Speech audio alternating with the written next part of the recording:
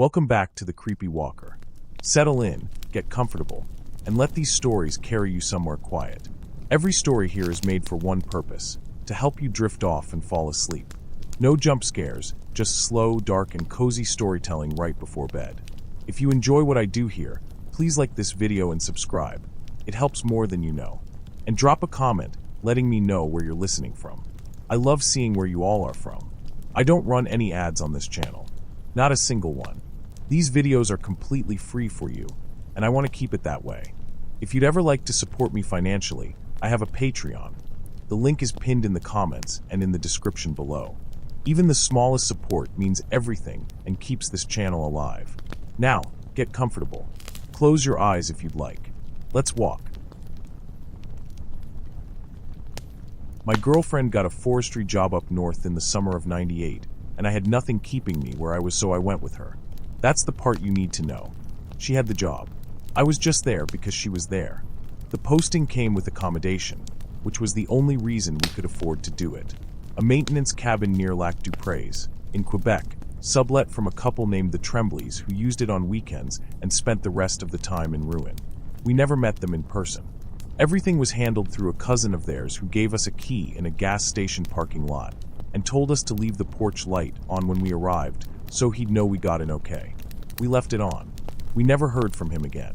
The road into the property was about 4 kilometers off the main route. Gravel, then dirt, then just 2 tracks through grass. The cabin was fine. Small. It had a wood stove and propane for the range, and a hand pump at the sink that worked about 2/3 of the time. There was a photograph of the Tremblays on the wall by the door, the two of them standing in front of a truck, squinting into the sun. We left it there. It wasn't our place. My girlfriend worked 6 days a week and left before 6 most mornings. She was on a crew doing inventory work, tree counts, that kind of thing. I did what I could to be useful. I kept wood split, and I drove into town twice a week for supplies. It was about 40 minutes each way on the gravel. I didn't mind it. There wasn't much else going on. There were other cabins out there. Not many. The one closest to us was maybe 300 meters through the trees, visible from our porch when the leaves were still thin in June. By July you couldn't see it directly, but you could see light from it at night if you were looking. The men in that cabin showed up about 2 weeks after we did. 3 of them. They were there one morning, and they hadn't been there the night before, as far as I knew. I noticed them because I went out early to split wood, and when I looked toward their cabin there were 3 figures on the porch just sitting there. It was cold still in the mornings at that point, and they had orange rain jackets on. All 3 of them. The same jacket, or jackets that looked the same from where I was. I didn't think much about it. My girlfriend is the one who said there was something off about them first, and even then it wasn't dramatic. She just mentioned it one evening. She said she didn't know what those guys were doing out here, and I said I figured they were hunters or something. She didn't answer right away, and then she said maybe. I never saw them do anything that looked like hunting. No rifles, no gear, no dogs. I never saw them fish either. I never saw them do much of anything except sit on that porch. They were out there most evenings, the 3 of them side by side, and they didn't talk in any way I could hear. No music from the cabin. No noise at all, really. They had thermoses they drank from. That's about all. After a while I started noticing that there was no vehicle over there. I don't know exactly when I started noticing it, because at first I assumed there was one I just hadn't seen. There was a path around the back of their cabin, and I figured they parked back there. But I walked that way once on the pretense of checking something in the tree line, and I could see behind the cabin, and there was nothing. No truck, no ATV, not even a bicycle. Nothing. The groceries started maybe 3 weeks in. Monday mornings there would be cardboard boxes outside their door, 2 or 3 of them, sealed with duct tape. I could see them from our path if I was walking out to the road. They would be gone by afternoon. I never saw anyone deliver them. I was usually inside or splitting wood in the mornings, and I just never caught it happening. I looked up the road a few times on Mondays trying to see a truck or hear one coming, and I never did. My girlfriend mentioned the store thing in August.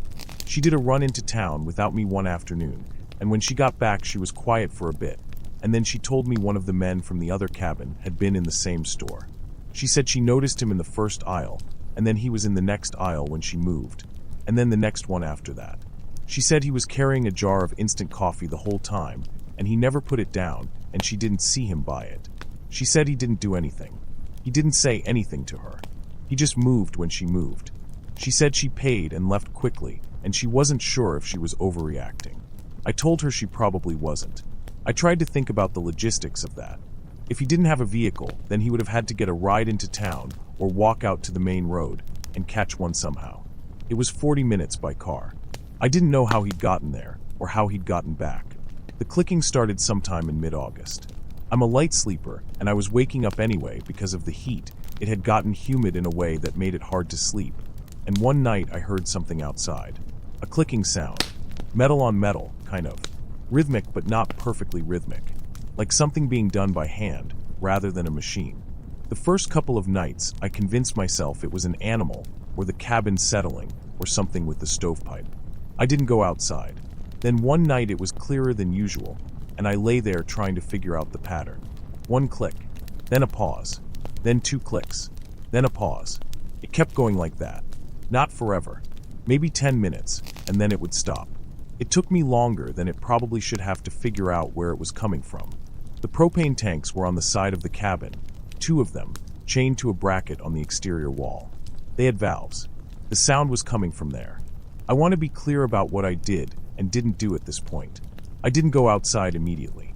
I lay there, and I listened, and I tried to think about whether there was any explanation that didn't involve someone standing next to our cabin in the dark, turning a valve back and forth. I couldn't come up with one. I thought about waking my girlfriend, but she had to be up early. I got up, and I got dressed, and I got the flashlight. The night I finally went outside, I opened the door quietly and went to the corner of the cabin where the tanks were, and I turned the flashlight on. There was nobody there. The valves looked fine. I stood there for a minute, and I walked around the whole cabin, and there was nothing. But when I came around to the front, I put the light toward the path between our cabin and theirs, and there was one of the orange jackets. He was standing maybe 20 meters out, just standing there in the dark. Not moving, just in the middle of the path. He didn't run. He didn't say anything.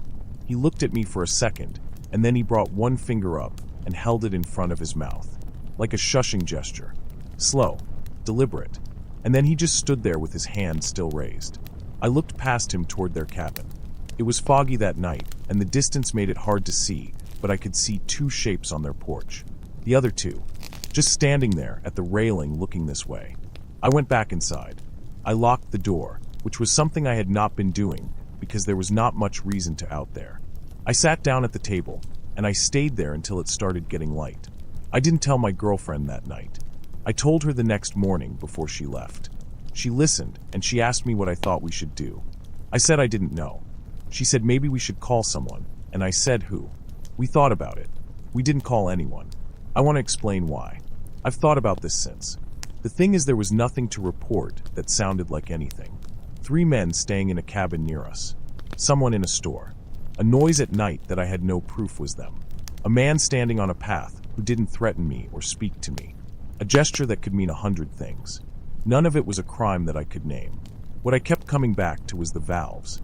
Because if someone had been touching the valves and they did something to them, and we didn't know, that was a problem. I checked them in the morning, and they looked normal to me, but I don't know that much about propane systems. I didn't know what I was looking for. We drove into town together the next day, and I went to the hardware store and asked a guy there about propane valves and whether you could tell if someone had been messing with them. He asked me what I meant by messing with them, and I said I wasn't sure, just if there was a way to check them. He showed me what to look for and gave me some soapy water in a spray bottle and said if there was a leak you'd see bubbles. I went back and sprayed down everything, and there was nothing. No bubbles. They were fine. The clicking stopped after that. I don't know why. Maybe because I had gone outside that night. Maybe coincidence. It just stopped. 2 weeks later, my girlfriend's contract ended, and we left.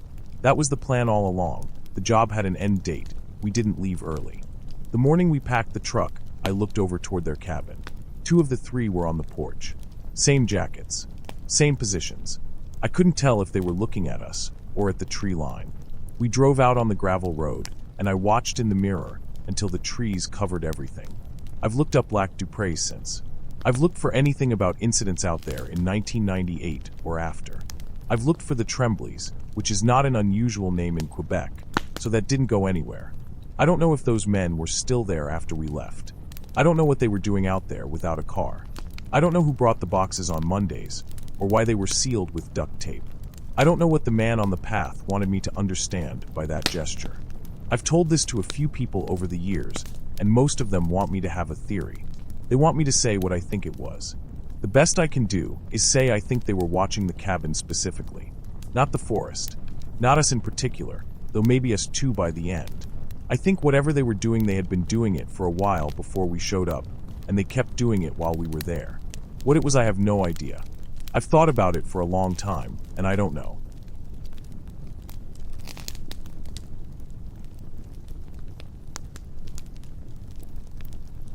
My aunt gave me the keys to her cabin up near Miller's Fork Road after my divorce.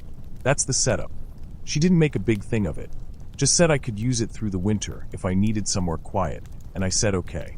The divorce was still going through courts at that point. 2016. I don't know that any of that matters, except it's why I was there alone, and why I wasn't in a great place to be making judgment calls about things. The cabin was about 40 minutes off the main road. Small. 1 bedroom, a kitchen, a wood stove that worked better than the electric baseboard heat. There was a creek maybe 60 feet downhill from the front porch, and past that the tree line started. My aunt had owned the place for 15 years and told me the ice on the creek makes noise after dark and not to worry about it. She said it like it was the only thing worth mentioning. I figured she was right. The dog showed up the second weekend. He belonged to a man named Gerald who farmed about a mile east. My aunt had mentioned him. She said Gerald's old hound wandered sometimes, and if he came over I should just let him be. He knew his way home. The dog's name was something Gerald had given him, but I never caught it right, so I just called him nothing. Just said hey, and he came. Big dog. Brown and white, those long ears. Bad hips, moved slow. He'd sleep most of the day and eat whatever I put out, and generally he was fine company without requiring anything. He didn't like the evenings. I noticed it the first night he was there. Around 4:30, 5 o'clock, when the light started going, he'd stop whatever he was doing and go stand at the edge of the porch.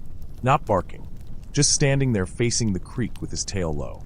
Not tucked all the way under, just low and still. He'd stay like that until it was fully dark, and then he'd come back inside and lie down. I thought maybe he was looking for something, an animal or a smell. Dogs do things like that, but he did it every evening. Same time, same direction. After a few days, I started watching for it, the way you watch for something when you're alone, and there's not much else going on. The ice on the creek made noise the way my aunt said. Cracking sounds, sometimes a long groan that ran along under the surface. On cold nights, you could hear it clearly from inside with the windows shut. I did get used to that. It sounds like something, but it's just water moving under pressure. The smell was different. It started coming in around the second week. After midnight, usually.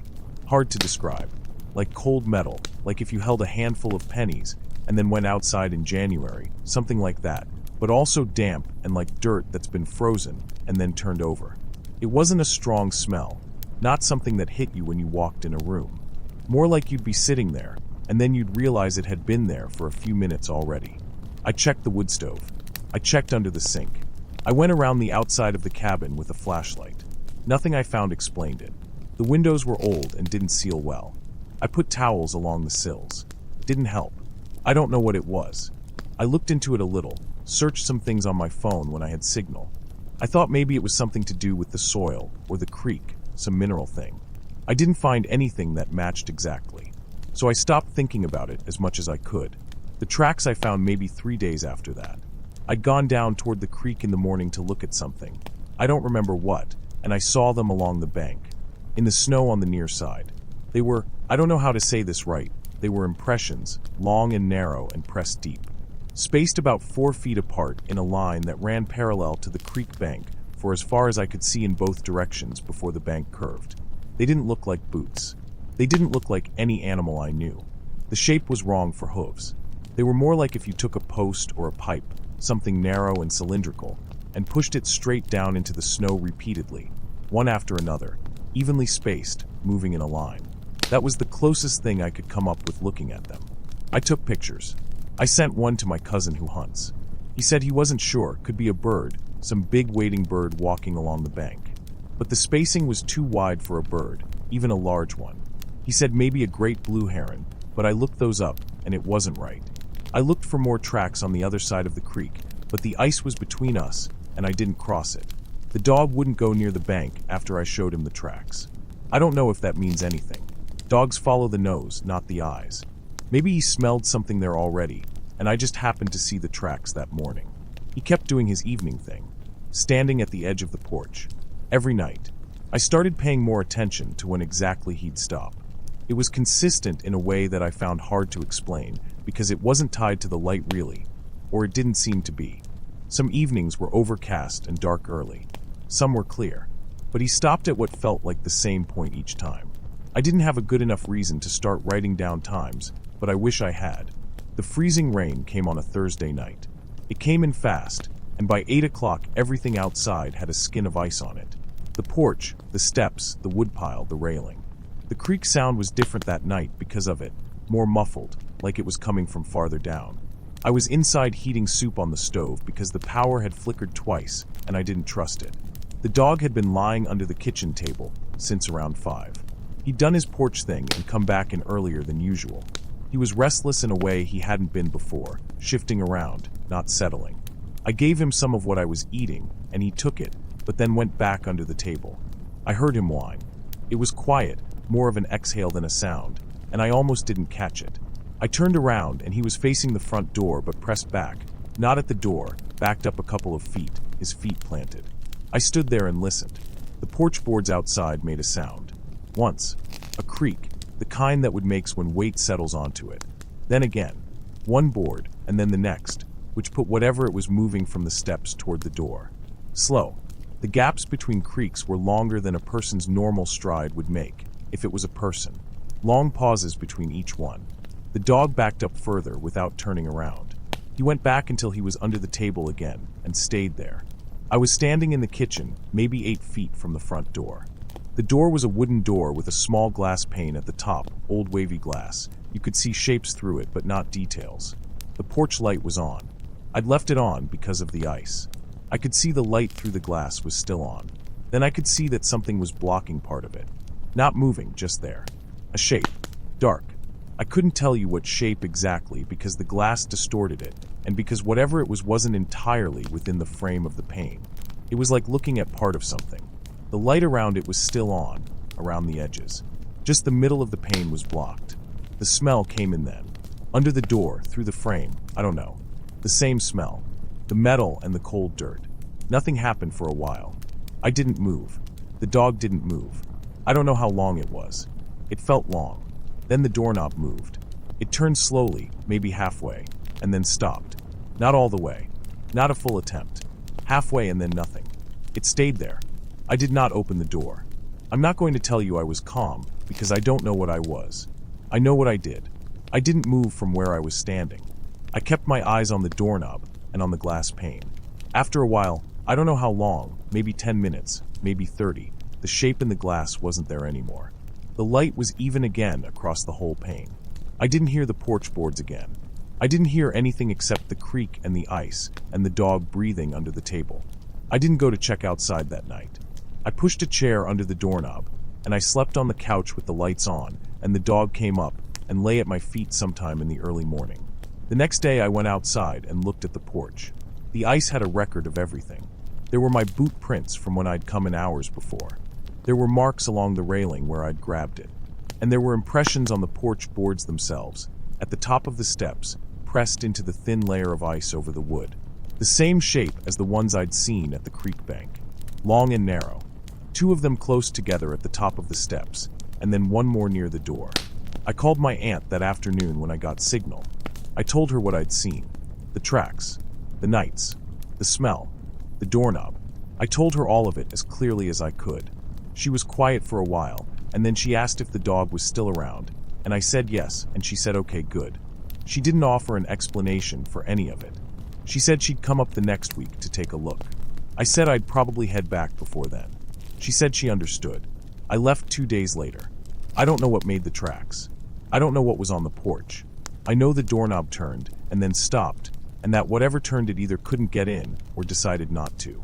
I know the dog pressed himself under a table and didn't move for most of the night, and that seemed like reasonable information to have. My aunt did go back up there. She called me after and said she hadn't found anything, or nothing that stood out to her. She still goes up sometimes. She's never mentioned anything happening. I haven't asked her much about it since. I'm not sure what questions I'd ask. The tracks were there. I have the photos still on my phone. My cousin looked at them again, and he still thinks it could be a bird of some kind. I looked it up more recently, and there's a species with a stride that's closer to what I measured. Maybe that's it. Maybe it walked the same line along the bank every night, and I just happened to find it that one morning. That doesn't account for the porch. But I don't know what accounts for the porch.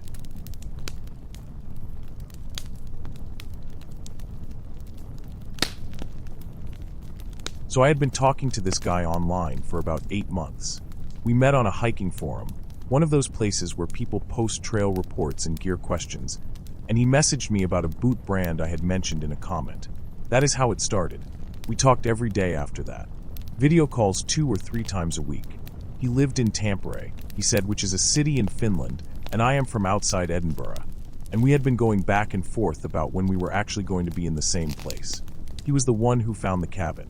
Sent me the listing in February, said August would be perfect because the lake would be warm enough to swim and the days would still be long. I paid my half of the deposit by bank transfer. He said he would handle the rest with the property manager because his Finnish was better and it would be easier.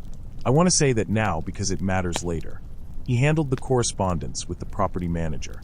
I flew into Helsinki and took a bus north and then a taxi from the nearest town, which was maybe 20 minutes away from the cabin on a road that turned to gravel about halfway. The driver did not speak much English. He found the place on GPS, dropped me at the end of a track between the trees, and drove back out.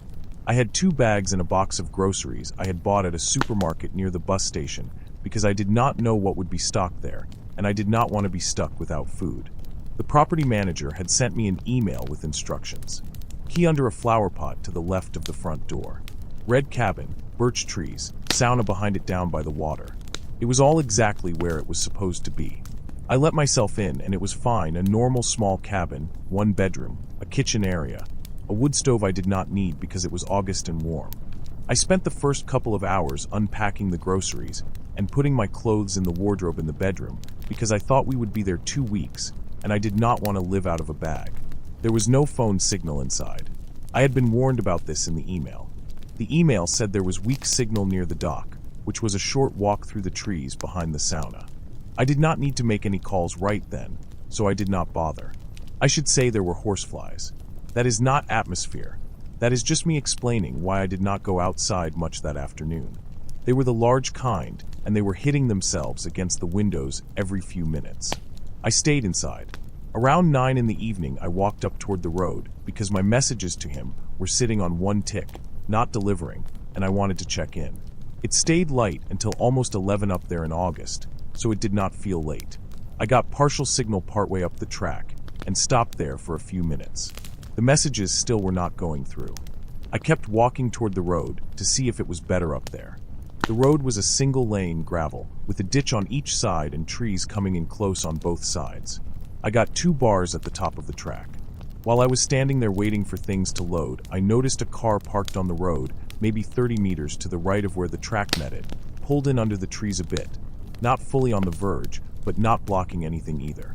Dark blue, an older estate car, the kind with the long back. I noticed it because there were no other houses visible from that point on the road, so it was not obviously someone's parked car outside their house. But I did not think much of it. Hikers park on those roads. Fishermen. People picking berries in the evenings. I looked at my phone. I walked back down the track, and I passed the car going by it at maybe 10 meters, and I glanced over, because that is just what you do. You look at a thing as you pass it. The back windows were covered from the inside. Not completely dark glass, that tinted factory kind. These were covered with blankets or something similar, fixed against the glass somehow, not just thrown across the seats. You could see the fabric pressed flat against the window. I kept walking. I told myself it was just someone's gear or something they did not want visible, which is a normal thing to do. The engine was cold. I do not know exactly when I registered that. I think I put my hand near the hood at some point without really deciding to. It was the same temperature as the air. It had not been running recently. I went back inside the cabin. I am not going to say what I thought, because I do not know what I thought. I just went back inside, and I thought I should look at the email again, the one from the property manager, because I wanted to check something. I am not sure what exactly. Whether the instructions had mentioned anything about neighbors or other cabins nearby, maybe. I opened my email and looked at the inbox, and there was no thread from the property manager. I searched the name. Nothing. I searched the word cabin. Nothing. I went to Sent Mail and looked for my own messages in that direction, and there was nothing there either. The whole exchange was gone. I had not deleted it. I checked the trash folder. It was not there. I am not saying anything happened to it. I am just saying it was not there. I was still standing near the kitchen window because that was where the signal was slightly better inside. I refreshed a few times. Still nothing. Then a message came through from him. He does not usually text. We usually use the other app, but it came through as a regular text. It said getting close, don't go anywhere. No name of the town he was coming from. No mention of Finland, no mention of the cabin, no question about whether I had arrived okay or found the place. Just that. I had sent him a message when the taxi dropped me off, saying I had arrived. He had not responded to that until now, which was several hours later, and what he said did not connect to what I had told him. It read like a message you would send to someone who was in front of you, who was about to leave, who you needed to stay put. I went around and locked the front door. There was a bolt above the handle, and I pushed it across. I did not do the windows because the horsefly situation had not changed, and I did not want them in. I got my bag from the wardrobe and started putting my clothes back into it because I was thinking about whether I needed to leave and how I would do that. Given that there was no taxi I could easily call with the signal I had, and the nearest town was 20 minutes away by car, which is a long way if you are walking it with bags in the half-dark. I was crouching by the bed with my bag open, rolling a jumper, and I heard something on the gravel on the far side of the kitchen wall. The kitchen was at the back of the cabin. The gravel was the path that went around to the sauna and down to the lake. What I heard was not a footstep pattern. It was not regular. It was one sound, a slow crunch like weight shifting. Then it stopped. The kind of thing you would hear if someone was trying not to make noise and they could not entirely help it. It stopped. I did not go to the window. I sat on the floor next to the bed with the bag, and I did not move for a while. I was thinking about what I knew. I knew the car had been there long enough to be cold. I knew the blankets were pinned inside the windows. I knew the email chain was gone. I knew the message he sent did not mention where he was coming from. I thought about whether he had ever actually said the name of the cabin in writing. I tried to remember whether I had booked flights and he had given me an address separately, or whether I had seen the address in a document somewhere. I had his last name, but I had never looked it up because that is not a thing I did. That is not a thing most people do when they talk to someone for 8 months, and it is going well. I had a phone number for him that I had been using for 2 months, since he switched from the app to texting. I did not know what network it was on, or where it was registered. I want to be clear that I do not know what any of this adds up to. I am not saying I know what was happening. I am telling you what I had in my head at that moment, sitting on the floor. I tried calling the number I had for him. It rang 4 times and went to a generic voicemail. No name, just a tone. I did not leave a message. I finished packing the bag. I left the groceries. I put on my jacket and I sat on the bed and I looked at my phone and I thought about what I was going to do if I opened the front door and the car from the road was parked at the bottom of the track. After a while I heard the gravel again. One sound, same as before, on the same side of the cabin. Then nothing for a long time. Then I heard what I am fairly sure was a bicycle wheel, that very small ticking a wheel makes when it rolls slowly. It moved away from the cabin toward the sauna, toward the lake. It got quieter. Then it was gone. I sat there until it was fully dark, which was not until close to midnight. Then I picked up my bag, and I went out the front door, and I walked up the track to the road as quickly as I could without running. The car was not at the bottom of the track. It was still where it had been, under the trees, 30 meters up the road. I did not look at it when I passed it. I walked into the middle of the road and headed toward the town. It took me a long time. A van passed me going the other direction about 40 minutes in, slowed, and the driver asked me something in Finnish. I said the name of the town and pointed, and he nodded, and I got in, and he drove me there without asking anything else. I stayed at a guest house. I got a flight back to Edinburgh 2 days later. He texted me once more the next morning, a single question mark. I did not respond to it. I reported the car to the local police online when I got home. I gave them the road and the approximate location. I do not know if it was still there. I do not know whose it was. I looked up the cabin listing when I got back. The listing exists. The property looks right. There are reviews in Finnish and Swedish going back several years. I do not know if he ever booked it. My name is not on anything because he handled all of that. I still have his phone number. I have not called it again.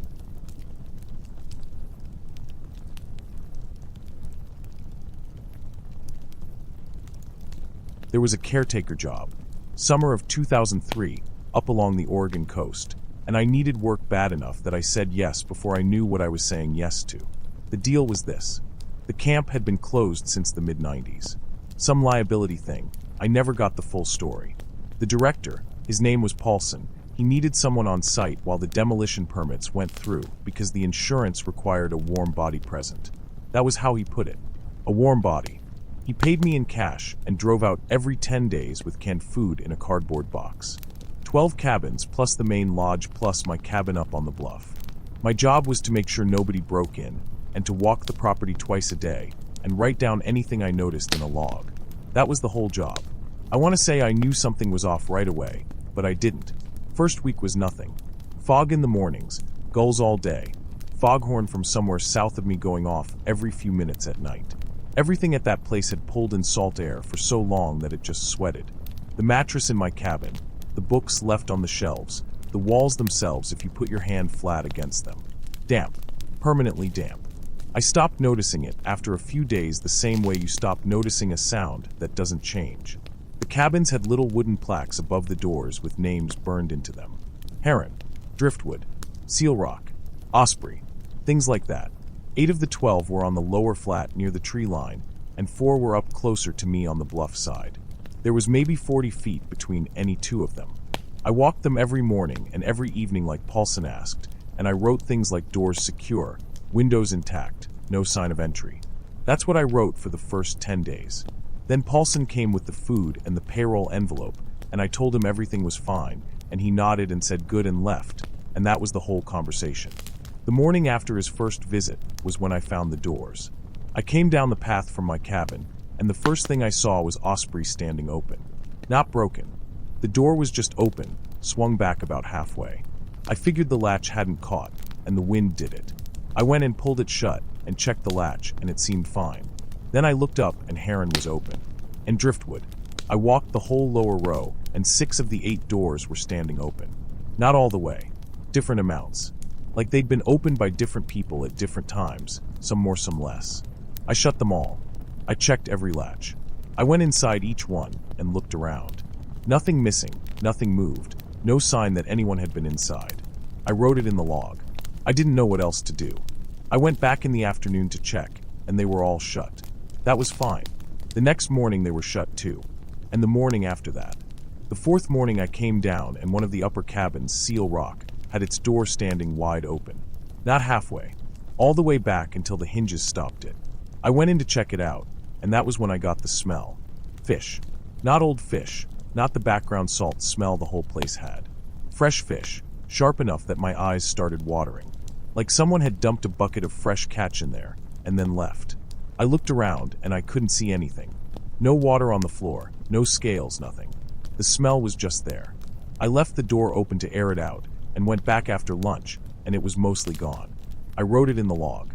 Seal Rock, strong fish odor, no visible source, dissipated by afternoon. I kept thinking about how fresh it was. That's the thing I kept coming back to when I was trying to sleep. Whatever had that smell, it had been there recently. A week or so after that, maybe 9 or 10 days, the tide went out lower than I'd seen it go. I could hear it from my cabin, which I usually couldn't. The rocks down at the base of the cliff, they were grinding against each other. A slow grinding sound, which I figured was just the tide pulling back. I'd looked down at those rocks from the cliff edge a few times during the day. They were big rocks, covered in kelp, mostly hidden at normal tide, exposed at low tide. A rough drop from the edge to the rocks, maybe 30 feet, maybe more in places. I was sitting outside my cabin just to get some air, and I heard it. I want to be careful about how I say this because I've said it before and people jump ahead.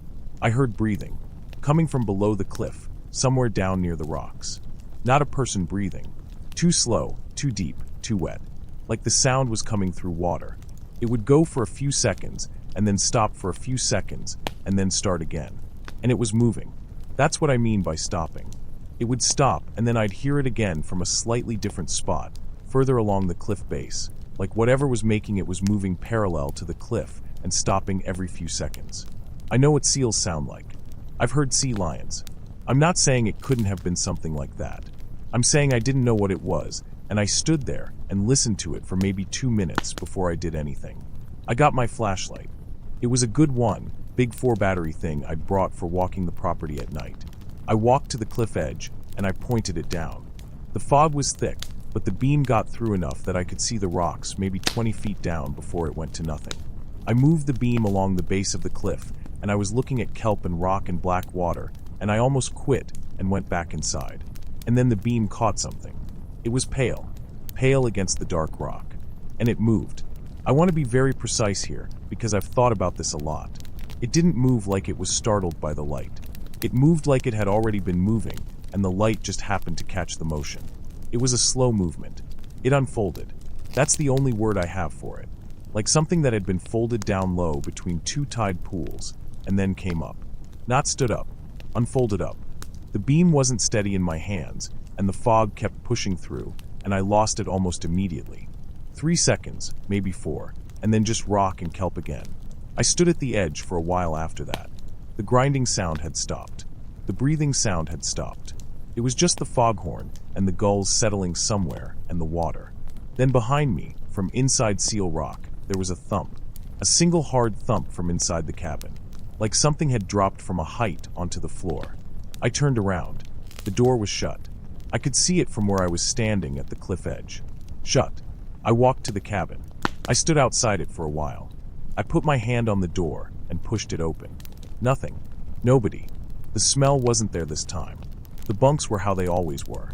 The floor was the same warped what it always was. I went in and walked the whole room and opened the small closet at the back and looked in, and there was nothing. I went back to my cabin. I wrote in the log. I wrote down the sound I heard and the movement I saw and the thump from Seal Rock. I wrote it out in full because I figured if I was going to tell Paulson, I might as well have it written down so I could hand him the log and he could read it instead of me trying to explain it. Paulson came 3 days later. I gave him the log. He read that section and he didn't say anything for a while, and then he said, "It's probably sea lions." I said I know what sea lions sound like. He said they sound different at night. I didn't say anything to that. He looked at the log again and said he'd look into whether there had been any reports of large marine animals in that area. He said it like he was going to go write himself a note about it. He probably didn't. After he left, I started doing the evening walks differently. I'd stop at the cliff edge for a few minutes and just listen before I went to the cabin. I did this for the rest of the time I was there, which was another 6 weeks. The tide didn't go out that low again, or if it did, I didn't hear anything. The doors didn't open again after that. The fish smell came back once more, in Heron that time, but faint, and it was gone by the next day. I never heard the breathing again. I don't know if that's because whatever was making it wasn't there, or because the tide was different, or because I was listening for it, and somehow that changed something. I know that doesn't make sense. I'm just saying I don't know.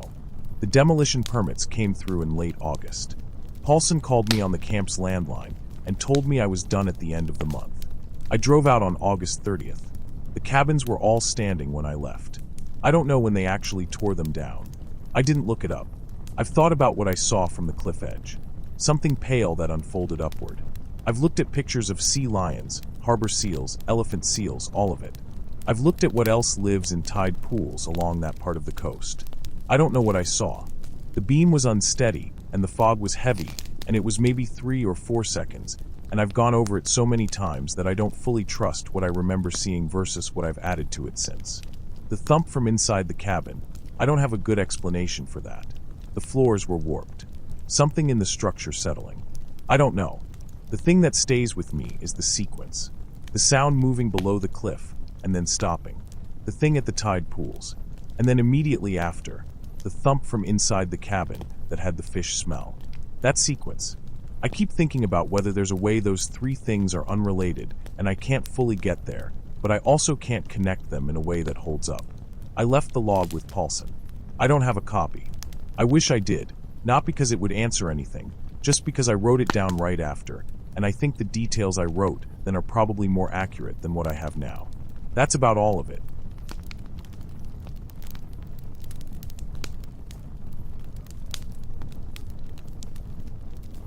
I was editing a documentary. That is what I was doing up there. I had been working on it for about 14 months, following a small rural hospital in West Virginia that was closing down, and the deadline was the end of November. My editor, the woman I worked with at the production company, had pushed the date back twice already and made it clear there would not be a third time. So I needed somewhere quiet, somewhere without my apartment and my phone and the bar 2 blocks down that I went to more than I should have. A friend of mine, Dara, had rented cabins through this site before and said it was cheap and usually decent. She sent me 3 listings. I picked the one that said no cell service and meant it.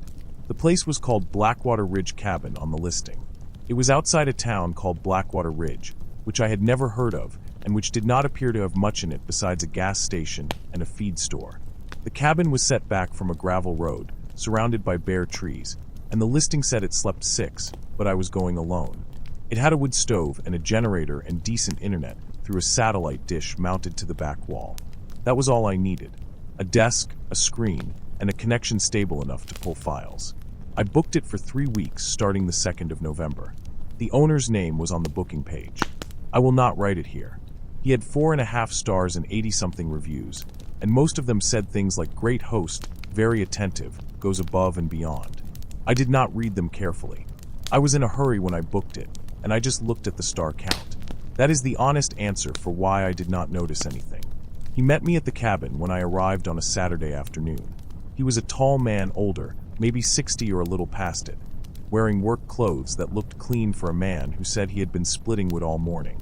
He showed me where the extra propane was kept and how to work the generator cutoff if the power surged. He said he lived about 2 miles down the road and that he would come by before winter to check the pipes. He said it like it was a formality. I nodded and thanked him and carried my bags inside. The cabin was 1 room on the ground floor, a small bathroom with no tub, and a sleeping loft you reached by a steep wooden ladder. Not stairs, a ladder. 7 rungs, fixed to the wall at an angle. The sleeping loft had a low ceiling and a single bed pushed against the far wall and 2 small windows that faced the tree line. When I stood up in the loft, I had maybe 4 inches of clearance above my head.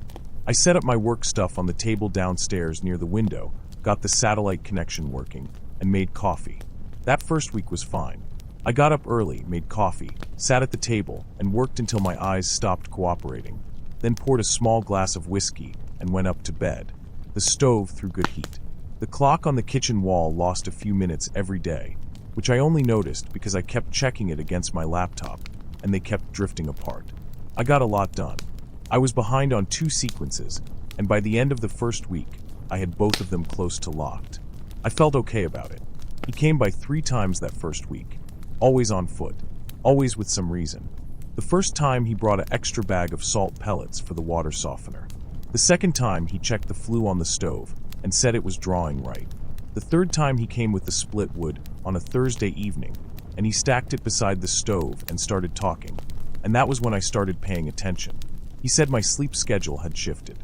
He said he could tell I had been up and moving around the upper floor of the cabin in the early morning. I did not answer right away. I was standing near the table, and I looked at the ladder. 7 rungs. The loft ceiling at roughly 5 feet. He was not looking at me when he said it. He was stacking the wood, sorting the pieces by length, not looking at anything in particular. I said something back. I do not remember what. Something vague.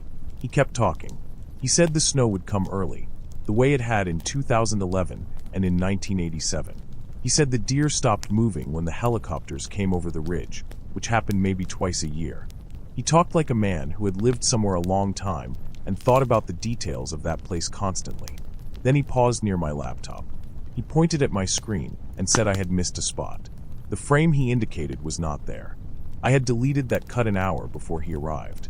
I had pulled it from the timeline, dragged it to the trash bin in the software, emptied it. The screen showed the sequence I was currently working on. There was nothing on that timeline from the deleted material. Nothing visible. I looked at the screen. I looked at where his finger was pointing. He was not gesturing vaguely at the monitor. He was pointing at a specific position on the timeline, a specific moment in the sequence that had not existed for over an hour.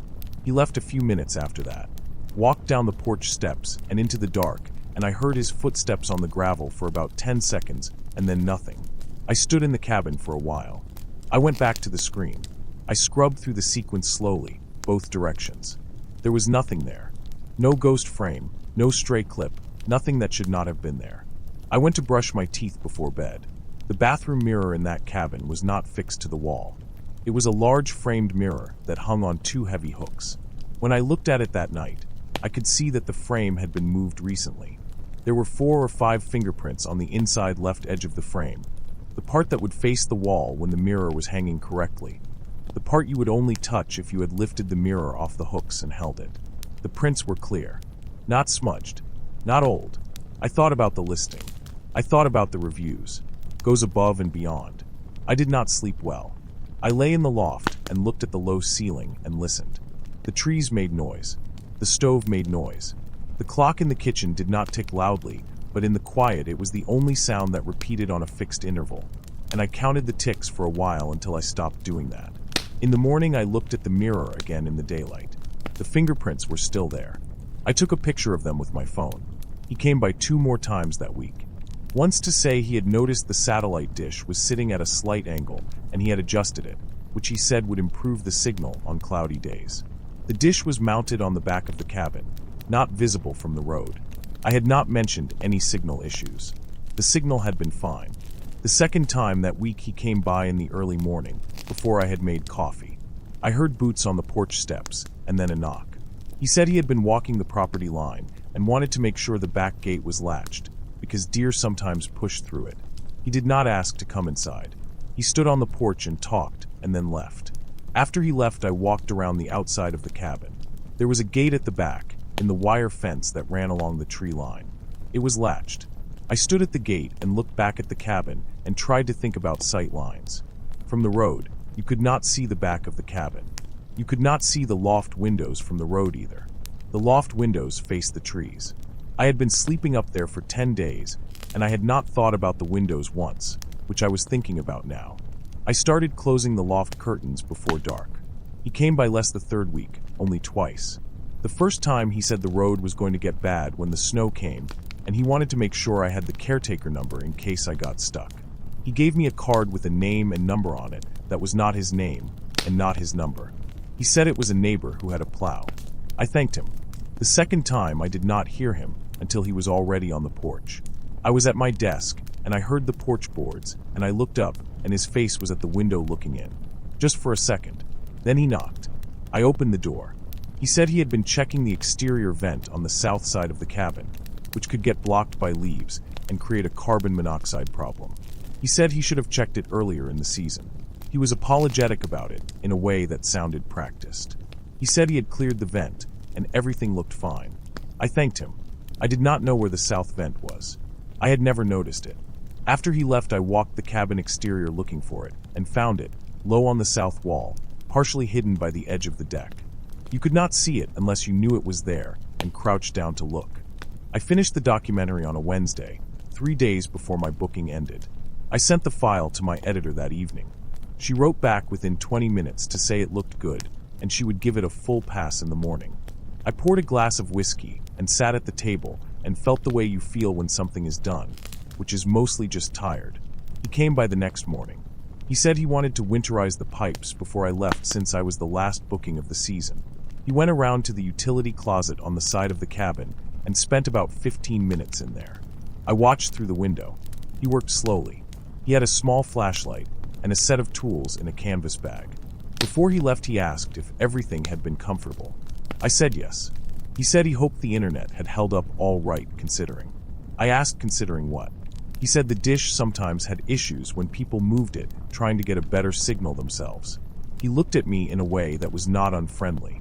He said a lot of guests did not realize the dish needed to stay at a specific angle or the whole connection suffered. I had not touched the dish. I told him that. He nodded slowly and said, right, that was good to hear. That made sense, because the dish had been at the right angle the whole time he checked it. He said it had been at the right angle the whole time, like it explained something. I left a day early. I packed up the morning of the third to last day and loaded the car and left. The road out was fine, no ice, and I got to the gas station at the edge of town and sat in the parking lot for a while. I looked at the picture on my phone of the fingerprints on the mirror. I do not know what was behind the mirror. I did not take it off the wall to look. I thought about it a lot in the car on the way home, and I still think about it, and I have not come up with an explanation that makes me feel any better about it. I left a 3-star review. I said the cabin was clean and the stove worked well, but the host stopped by too frequently for my taste. 14 people marked the review as helpful. I looked at the other reviews again after I got home, more carefully this time. There was one from a woman who said the host was attentive and always seemed to know what you needed before you asked. She gave him 5 stars. There was one from a man who gave 3 stars and said the host was a little too present, but the views were worth it. There was a review that had been removed. You could see the space where it had been, but the text was gone. Just a gap in the list of dates. I do not know what that one said.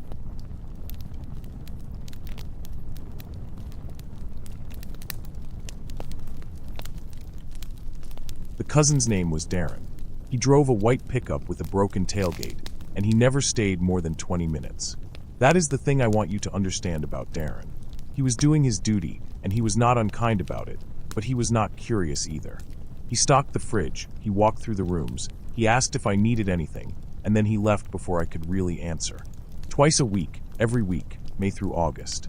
I want you to know that because it matters later when I try to explain the gaps. The cabin had been in Sandra's family since the 70s. Her grandfather built it, or most of it, and different people had added on over the years in ways that did not quite match. The back bedroom had a lower ceiling than the rest. The kitchen window faced the wrong direction for the morning light. It was the kind of place that felt like several decisions instead of one. Sandra and I had come up here twice during the marriage, once before her father's surgery and once the summer after, and both times I drank too much and we drove home early. So it was not a place I had good feelings about, but I was not in a position to have preferences. The quarry was maybe 200 yards down through the pines. It had flooded sometime in the 90s, according to a laminated card tacked inside the cabinet door that also listed emergency numbers and said not to swim in the water. I did not swim. I fished off the dock and caught small things I threw back, and I watched the gray water sit there being gray. There were no good days and bad days that first month. There were just days. That is what early sobriety is. I am not complaining. I am just saying it so you understand what my attention was like. It was not sharp. It was present but not sharp. I started keeping the legal pad because of a phone call with Sandra's sister. Not Sandra. Sandra and I did not speak. Her sister called to check in, which I understood was really Sandra checking in through a proxy, and she mentioned that Darren had told her I seemed confused.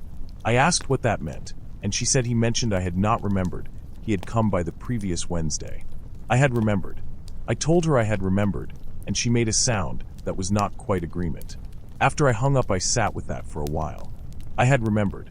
I was almost sure. But the whole month had a sameness to it, and I could not have told you which Wednesday was which, and I knew that, and I knew they knew that. So I started writing things down. Date, whether, what I ate, what I did, who came by. Nothing to prove anything. Just to have a record that was not my memory. The first entry about something wrong was the freezer. I had not left it open. I knew that the way you know you turned off a burner, which is to say not with complete certainty. But I was the only person in the cabin, and it had not been open when I went to bed. I wrote it down without a conclusion. Just the fact of it. The cigarette smell came 2 days later. I was sitting on the porch after dinner, and I smelled it, real and close, not drifting from somewhere. I walked the perimeter of the cabin, and there was nothing. No one. But the smell stayed on the porch for another hour or so. That stale aftermath smell. And when I checked the rail, there was a gray smear I convinced myself was just weathered wood. I wrote it down anyway. June 16th, someone smoked on porch. Not me. I put that second part in because I wanted to be honest with myself. There were things I did not remember from the bad years. I am not saying it was impossible. I am saying I had not smoked since December, and the urge had mostly gone quiet, and I was fairly sure. That is the most I can say. Fairly sure. The boots were clearer. I kept my boots on the mat inside the back door, and I had not been down to the quarry in 2 days because my knee was swollen. My boots were muddy. Not a little muddy. Muddy the way they got when you walked the reeds down by the water's edge where the ground turned soft. I stood and looked at them for a while, and then I photographed them with my phone, which I had not thought to do with the other things. That felt important. The photograph is still on my phone. I have looked at it many times since. They are muddy boots. That is all you can say about it from the picture. The days really were fine. I want to be clear about that. I was not walking around frightened. I was walking around like a man who had a small and manageable mystery and was keeping notes on it. The fishing was something to do. The radio was company of a kind.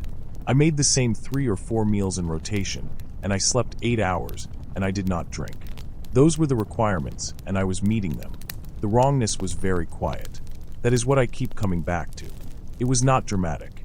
It was more like a feeling you get when you come home, and the house smells slightly different, and you cannot identify why. And then you forget about it. And then it happens again. Darren came on a Thursday, and I showed him the legal pad.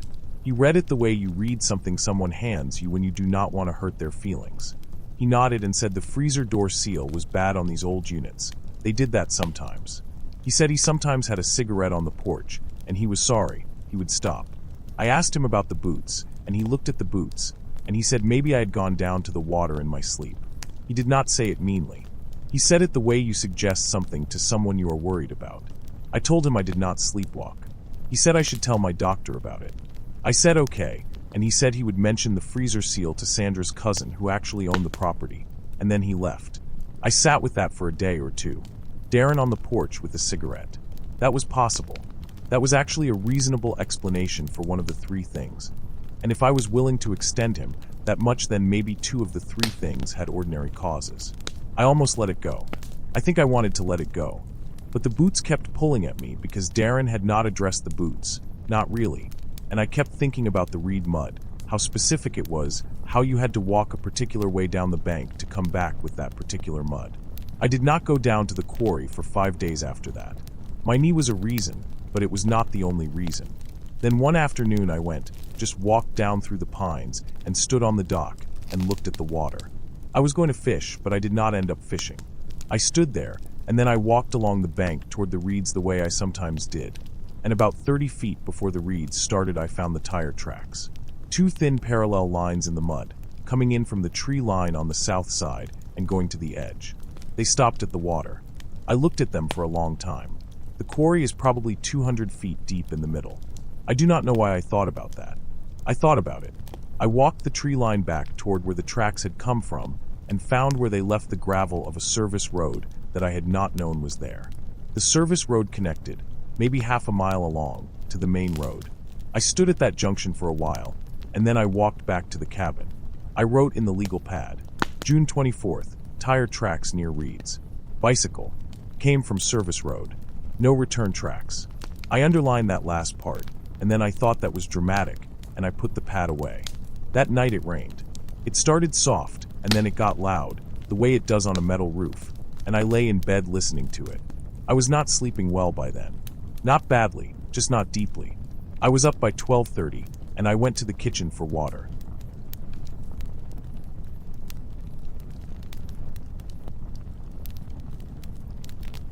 The mud was across the floor. Not a lot of it.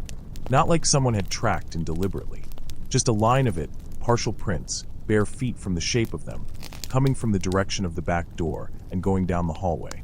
I stood in the kitchen with my glass of water, and I looked at them.